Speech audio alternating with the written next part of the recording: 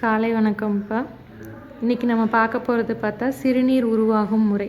சிறுநீர் உருவாகும் முறை வந்து நெஃப்ரான்களில் எப்படி சிறுநீர் உருவாகுது அப்படின்னு சொல்லி பார்க்கலாம். இதில் கிளாமருலஸ் இல்லை பவுமன் கிண்ணம், இதில் இந்த சுவர்களில் எபித்தீலியல் செல்கள் இருக்கும். இந்த எபித்தீலியல் செல்கள் கிளாமருலஸ்லேயும் இருக்கும்.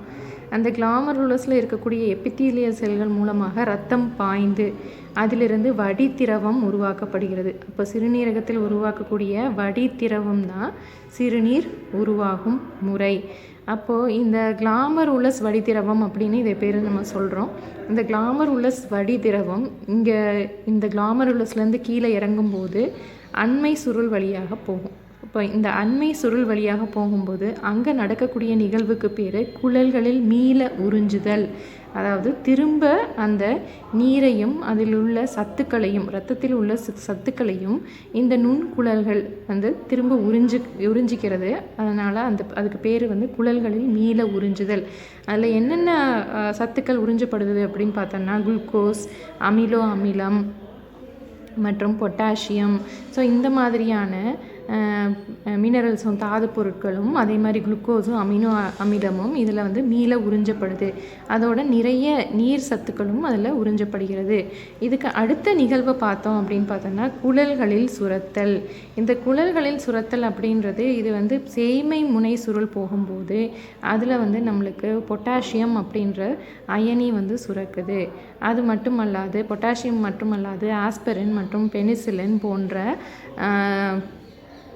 சுரப்புகள் இங்கே வந்து நுண்குழல்களில் சுரக்கின்றன. இந்த சுரக்கின்ற நுண்குழல்களில் சுரக்கின்ற நீர் வந்து என்ன ஆகுது அப்படின்னா சிறுநீராக மாறி இந்த சேகரிப்பு குழலில் சேர்ந்து, சேகரிப்பு குழல் எங்கே போகும் அப்படின்னா பெல்விஸ் அப்படின்ற பகுதி நம்மளது சிறுநீரகத்தில் இருக்குது. அந்த சிறுநீரகத்தில் பெல்விஸில் போய் அதுக்கப்புறம் சிறுநீர் குழாய்கள் வழியாக சிறுநீர் பையை அடைந்து மற்றும் சிறுநீர் வெளியேறுகிறது. இதுதான் வந்து சிறுநீர் உருவாகும் முறையில் கிளாமருலஸ் வடிதிரவம் எவ்வாறு உருவாகிறது. அதுக்கப்புறம் குழல்களில் மீள உறிஞ்சுதல், அதாவது தேவையான சத்துக்களும் நீர் சத்துக்களும் வடிதிரவத்திலிருந்து மீள உடம்புக்குள்ளே எவ்வாறு உறிஞ்சப்படுகிறது நுண்குழல்கள் வழியாக. நுண்குழல்களில் வேறு என்னென்ன சத்துக்கள் சுரக்கின்றன, அது எப்படி சேகரிப்பு நாளம் மூலமாக சேகரித்து பெல்விஸ் என்னும் பகுதியை சென்றடைகிறது. பெல்விஸ் வந்து சிறுநீரகத்தில் உள்ளது. சிறுநீரகத்திலிருந்து பெல்விஸில் சிறுநீர் சென்றடையும் போது அதன் பின் சிறுநீர் குழாய்கள் வழியாக சிறுநீர் பையில் சேர்ந்து வெளியேற்றம் நடைபெறுகின்றது. இதுதான் வந்து ஒரு சிறுநீர் உருவாகும் முறை அல்லது சிறுநீரகத்தின் பணிகள் நெஃப்ரானின் மூலம் நடைபெறுவது.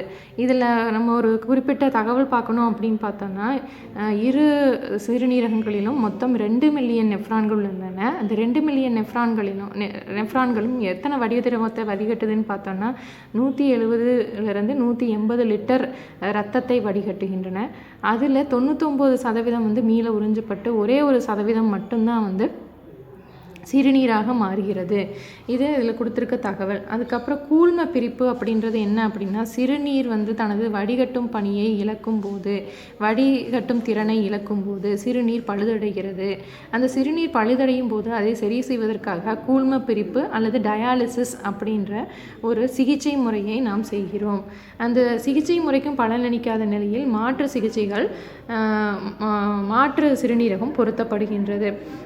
இந்த கூழ்ம பிரிப்பு அப்படின்றது சிகிச்சை அளிக்கும் போது ஒரு செயற்கை சிறுநீரகத்தின் மூலம் ரத்தம் வெளியேற்றப்பட்டு அதில் சுத்திகரிக்கப்பட்டு பின் உடலில் செலுத்தப்படுகிறது. இதனை வந்து ஹீமோடயாலிசிஸ் என்ற இந்த சிகிச்சை முறையை அழைப்பர். மற்றும் சிகிச்சை பலனளிக்காத நிலையில் என்ன ஆகுது அப்படின்னா சிறுநீரக மாற்று சிகிச்சைக்கு அறிவுறுத்தப்படுகிறது. இவ்வளோ தான் நம்ம எப்படி சிறுநீர் உருவாகுது. சப்போஸ் சிறுநீரகம் வந்து பழுதாகுது அப்படின்னா கூழ்ம பிரிப்பு அதாவது டயாலிசிஸ் அப்படின்ற முறையை செயற்கை சிறுநீரகம் கொண்டு செய்கிறோம்.